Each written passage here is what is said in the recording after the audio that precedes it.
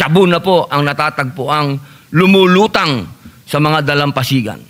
Kung idadagdag po mula yung report pa, pagkatapos pa ng June, mahigit na 1.4 tonelada ng shabu na po. Ito po'y nakakatakot sapagkat eto mga kababayan, panoorin natin sa video na to na kung saan pati ba naman droga pinasok na ng bansa natin. Palibhasa po itong presidente natin hindi ho magawa ng solusyon yan dahil pati ho siya hindi man lang kayang magpa-hair follicle test mga kababayan. Pero dito po sa video na to, papanoorin natin at tatalakayin ni Senator Robin Padilla itong drug war na to mga kababayan na kailangan mapuksa ito. Bago tayo tumulak niyan mga kababayan, isang share, like, subscribe lamang po. Masaya na po tayo dyan para updated po tayo sa makaganapan dito sa ating bansa. Heto, tumulak na po tayo sa video na to. Using the floor for a few questions. Ang mabuting Ginoo mula sa Camarines Norte ay kinikilala para mag-interpellate. maraming salamat po, ginang tagapangulo at sa ating pong pinunong mayorya. Meron lang po akong mga ilang katanungan para po sa ating sponsor at isang mahabang manifestasyon po. Maraming salamat po, Senator Robin. Malinaw po sa saligang batas. Ang sinasabi po dito sa salitang Ingles, the Armed Forces of the Philippines is the protector of the people and the state. Its goal is to secure the sovereignty of the state and the integrity of the national territory. Sa Tagalog po ay ang sandatahang lakas ng Pilipinas ay tagapangalaga ng sambayanan at ng Estado. Ang layunin nito ay siguruhin ang ganap na kapangyarihan ng Estado at ang integridad ng pambansang teritoryo. Tama po ba? Tama po, tama po. Opo. Ang katanungan ko po sana, unang-una, marami pong ibig sabihin kapag sinabi nating secure the sovereignty of the state. Halimbawa po, kapag sa usapin po, kanina po naririnig po natin ang ating mga kasama patungkol po sa bansang China. Ito po ay totoo. Tama po ba na pinoproteksyonan natin ang ating sovereignty? Tama po, tama po. Kapag ang pinag-uusapan po natin ay teritoryo, ibig sabihin ay yung pumapasok po sa loob ng teritoryo natin. Tama ho yun. Sa bansang Amerika po, sa ngayon, sa mga oras na ito, meron pong Trump's drug war na nagaganap. Balitaan nyo na po ba yun? Ko mga illegal aliens po yung kanyang Bukod po sa illegal aliens, opo, sa ngayon po may nangyayari pong drug war. Yun. Ito po yung diniklara ng US President dahil sa pagpasok po ng mga droga galing ng Venezuela. Sa maraming lugar po. Amerika. Tama rin ho. Tama Opo. At ginamit po ng Presidente ng Amerika ang Armed Forces. Bagamat meron po silang DEA, meron po silang FBI, meron po silang local na mga police, state police, ginamit po ng Presidente ng Amerika ang armed forces sapagkat clear and present danger ang droga. Tama po. Tama po. Opo. Sa katunayan, marami po ang dineploy ng Amerika. Iisa-isahin ko po. The deployment of 2 Iwo Jima Amphibious Ready Group and the 22nd Marine Expeditionary Unit to U.S. Southern Command, which has been previously reported is part of the broader repositioning of military assets to the Southcom area of responsibility, a nuclear-powered attack submarine, additional P-8 Poseidon reconnaissance aircraft, destroyers, guided missile cruiser. Napakarami po pong iba. Ibig pong sabihin, seryoso po ang Amerika sa drug war. Tama ho yun. Opo. Ihahambing ko po ngayon sa Pilipinas. Dahil kapag sinabi po nating national territory, we are being invaded by drugs, gentlemen. Katulad po nito ngayon, sa loob daw po ng, ito po yung, sabi po ng Rappler po ito ha, my best friend. Sabi po nila, magmula daw po noong June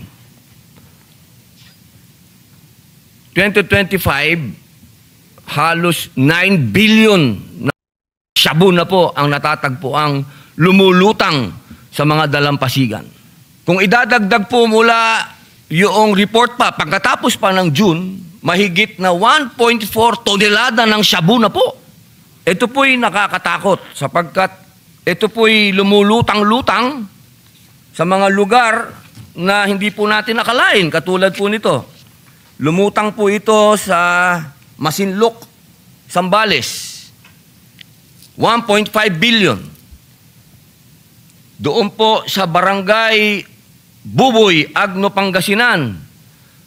Sa Bani, Pangasinan, 170 million. Sa malapit po sa Bolinao, 884 million. Dito po sa Santa Cruz, Ilocos Sur, 81.6 million. Sa Ilocos Sur din, 149 million. Dito po sa Ilocos Norte, 6.8 million. Naku Curimao, po, Ilocos Norte, baluarte yun, 6.8 million. Alapas, Ilocos Norte, 6.8 million. Cagayan, 5.1 million. Marami po ito hanggang Calaveria, Cagayan, 312 million. Nakakatakot po ito. Hindi po ito clear and present danger po sa atin? Para po sa atin? Tama po. In fact, tinulungan po ng Philippine Navy ang Drug Enforcement Agency natin para makahuli at mag-intercept ng almost 1.5 tons of meth or shabu sa Zambales po. So nagtutulungan po yung ating sandatahang lakas kasama po yung mga drug enforcement agencies dahil sila po yung may mga assets, may mga barko sila, may helicopter, so nagtutulungan ho sila. Opo. Pagka sinabi po nating nahuli, may tao pong nakulong. Ito po ay nakulimbat ho nila. So ito yung mga Sa tubig nakikita na natin sa palutang-lutang. lumulutang or ano. So ito po yung mga nahuli, nakuha ho nila. Opo. Pwede po ba nating maisuggest sa ating mahal na kaibigan ko po si ang ating pong kalihim at kailyan ko po ang ating Armed Forces Chief of Staff.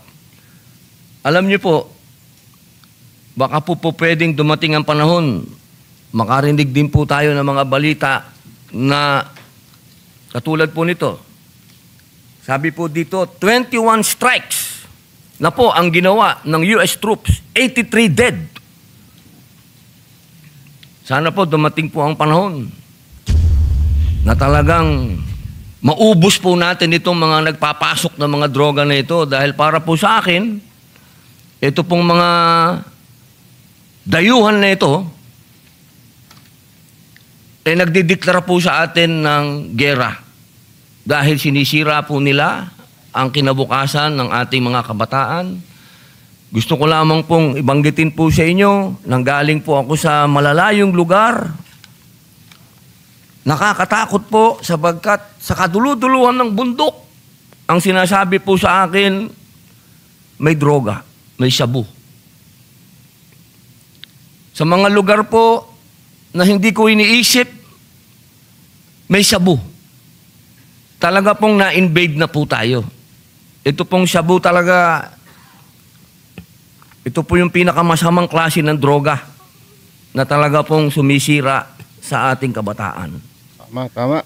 Alam niyo po, meron lang po akong babasahin sa inyo na sana isang araw ay madeklara din natin itong mga terorista. Sa Amerika po, ang tawag nila, narco-terrorist. Yan po ang tawag nila. Sapagkat, once upon a time, nagkaroon po tayo ng problema sa Abu Sayyaf. At dito po, sa findings na to, sa Abu Sayyaf, sinasabi po rito, the Abu Sayyaf group has established links to the illegal drug trade. So, ito po ay clear and present danger, mga mahal kong kasama sa AFP. Makikisabi na po akong kasama dahil ako po'y reservist. Hinihiling ko po sa inyo na sana bigyan din po natin to ng sapat na kagamitan, itong kampanya po dito, upang mapuksa po natin kaagad. Sapagkat naniniwala po ako, ito po ang ginagamit ngayon. Kung sino man po yung mga bansa na gustong umakapa sa atin, ginawa na po nila ito sa Vietnam, ginawa na po nila ito sa mga ibang bansa, na inumpisahan po nilang sirain yung mga kabataan para hindi na lumaban. Maging anga-anga na lang, maging nganga na lang. Kaya sana po, ang tawag po natin dito, psychological warfare, baka po yung atin pong mga kabataan mawalan na ng ganang lumaban. Sapagkat hanggang sa ngayon po, hindi pa rin po namin napapasa yung mandatory ROTC dito. Gigil na po ako doon. Hindi pa rin po napapasa hanggang ngayon. Kaya sana po sa akin pong pakiusap, sa akin pong manifestasyon, at batid ko po na ito po talaga ay national threat talaga ito. Sana po ibigyan natin po ng atensyon.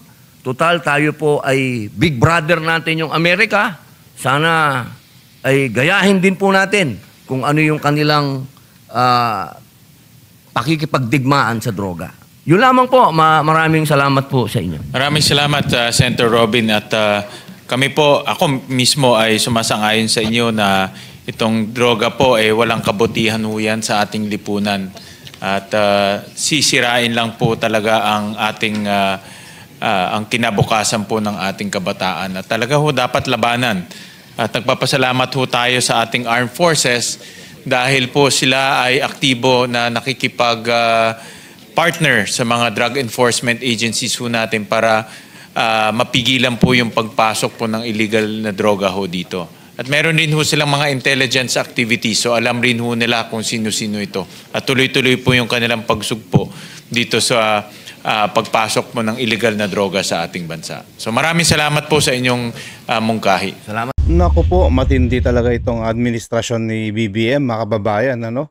Biruin nyo, lahat na lang ng ahensya na napapanood natin, mga corruption, lahat na lang ng ahensya, pati ba naman tong drug war, hindi man lang malusutan ito, magawa ng paraan, mga kababayan. Palibasa, mga kababayan, pabor po dito sa ating Pangulo dahil siya mismo ayaw magpa-hair follicle test, kaya talamak na naman po mga drugs dito sa ating bansa na hindi ho pabor ito dati kay Tatay Digong natin, mga kababayan.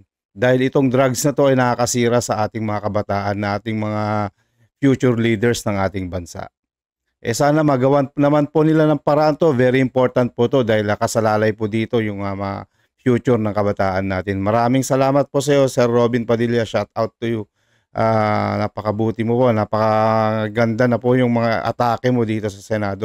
Maraming salamat po sa inyo. Kayo nila Senator Marcoleta, Senator Cayetano, hangang-hanga po kami sa inyo. Pinaglalaban nyo itong bansa natin dahil dito sa mga corruption. Hanggang dito na lang ho tayo, mga kababayan. Maraming salamat po. Ito po ang News That Matters. Lagi po kayong mag-iingat. At isang share, like, subscribe lamang po. Masaya na po tayo dyan para updated po tayo dito sa mga kaganapan sa ating bansa. Mag-iingat po kayo palagi, mga kababayan. God bless.